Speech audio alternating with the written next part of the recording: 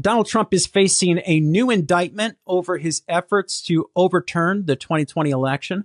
The indictment was updated by the Special Counsel Jack Smith's office to align with the Supreme Court's recent ruling on presidential immunity. This was reported in AP. Let me just read a little bit of the article. Quote, the High Court sent the case back to U.S. District Judge Tanya Chutkan, who now must analyze which allegations in the indictment were unofficial actions or those taken in Trump's private capacity that can proceed to trial. So as we all know, the Supreme Court ruled that presidents are immune from criminal prosecution for official actions as president.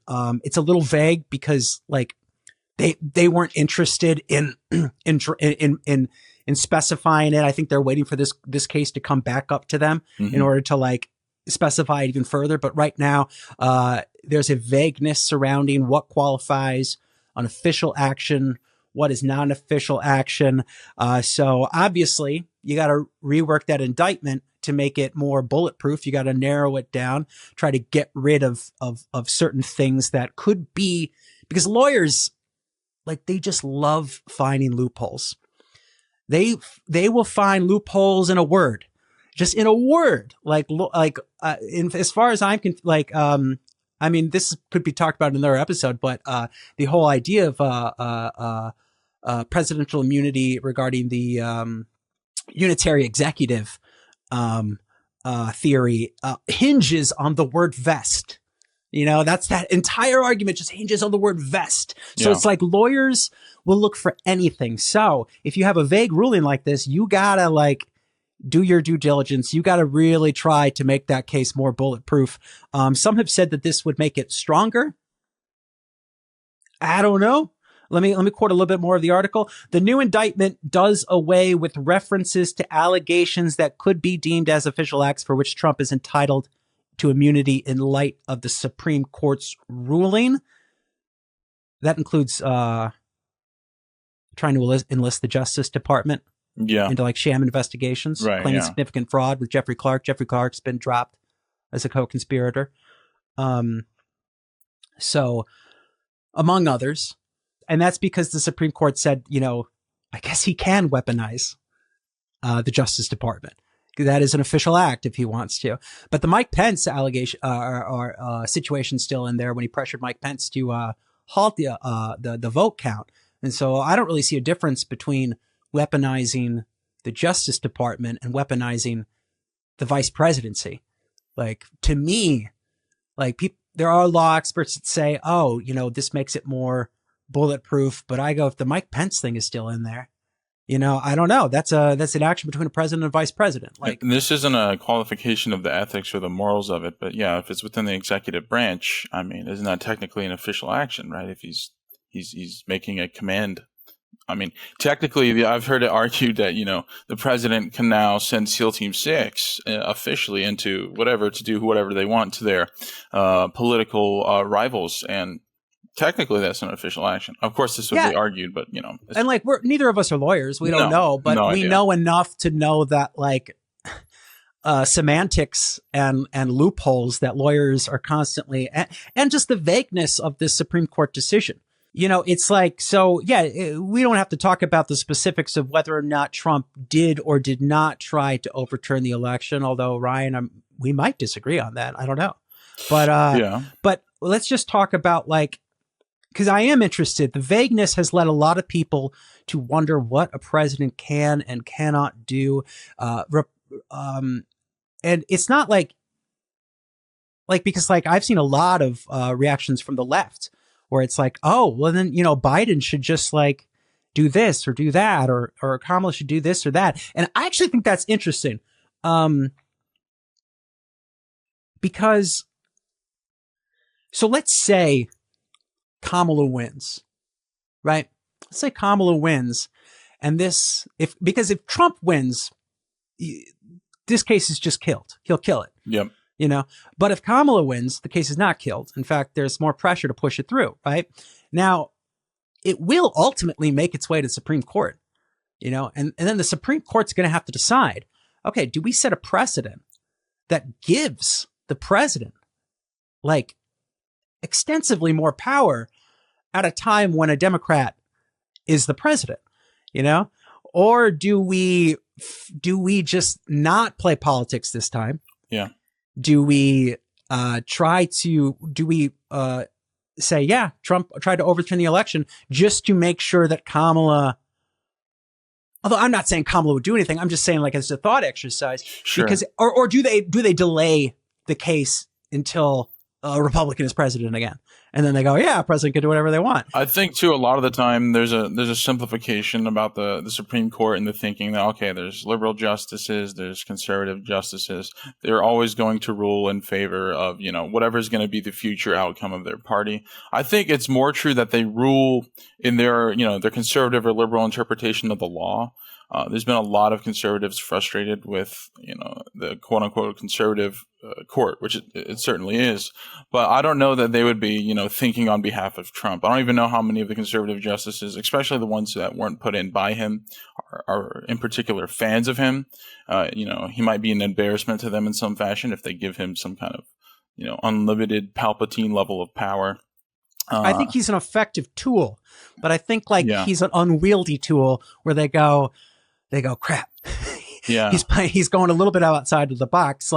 Because I personally, and I'm still working on this, but I have been struggling figuring out the conservative movement's objectives for a very long time because all this obstruction just does not make sense.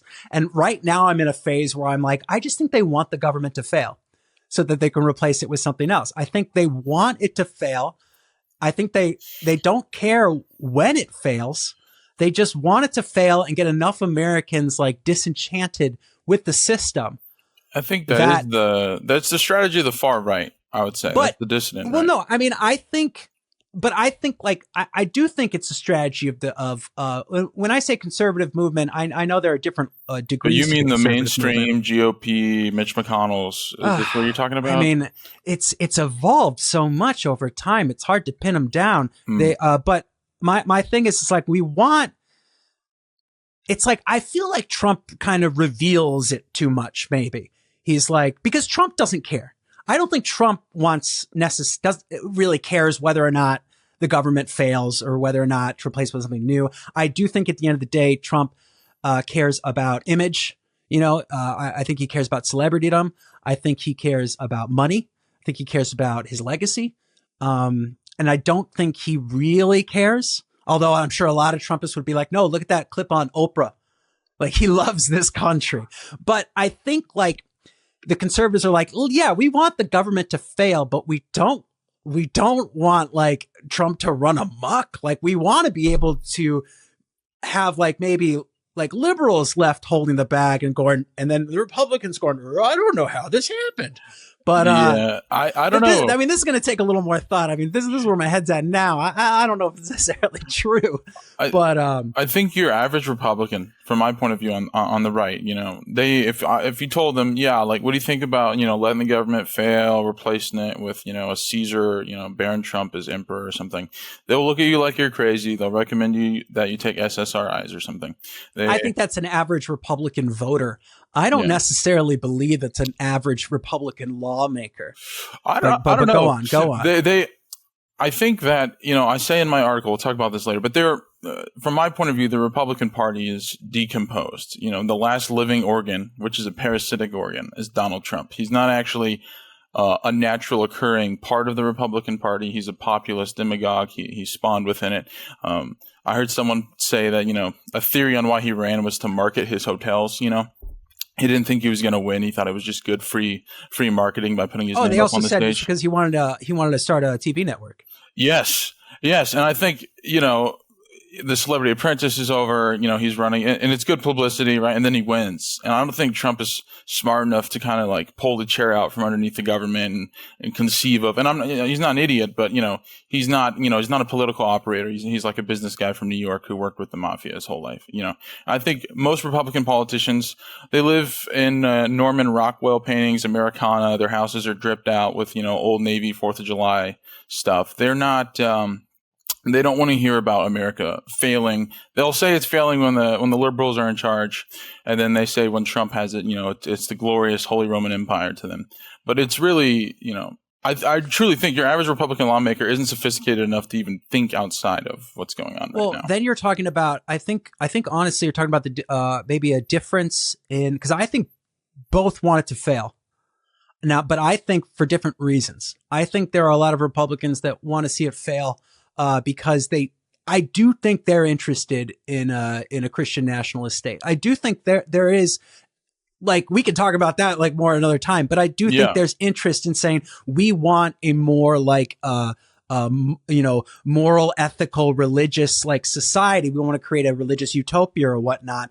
And then I do think there are others that are more concerned with we don't like the government interfering so much. We'd rather.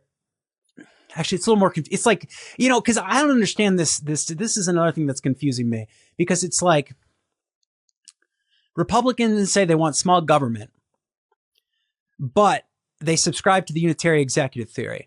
Some of them do. Some of them. But the people, I do think, okay, let's just talk about the people that do subscribe to the unitary executive theory. What would you say before we go to there? What percentage, like in your mind, of like Republican lawmakers subscribe to this? If I'm just curious. To the unitary executive theory? Yeah. Oh, dude, I don't know. But just guess, ballpark. I am wearing underwear right now, just so you know. I am. Well, I would hope so. Yeah. Right? No, it's like I don't like guess. I don't know all of them. I don't know. No. I don't know. Well, I mean, like, okay, maybe there's some libertarian-minded folks that aren't, that just, that do care about, genuinely care about smaller government. But what I'm talking about is the dichotomy between believing in a strong central executive, that has this great power over this federal, jurisdiction, but then also believing in, because in my opinion, if you want like the states to control everything to be state and local, well, Congress should be the most powerful branch. That's the branch that, represents the states the most. So it's like, I'm still feeling that out. I don't know. I think we got off topic here.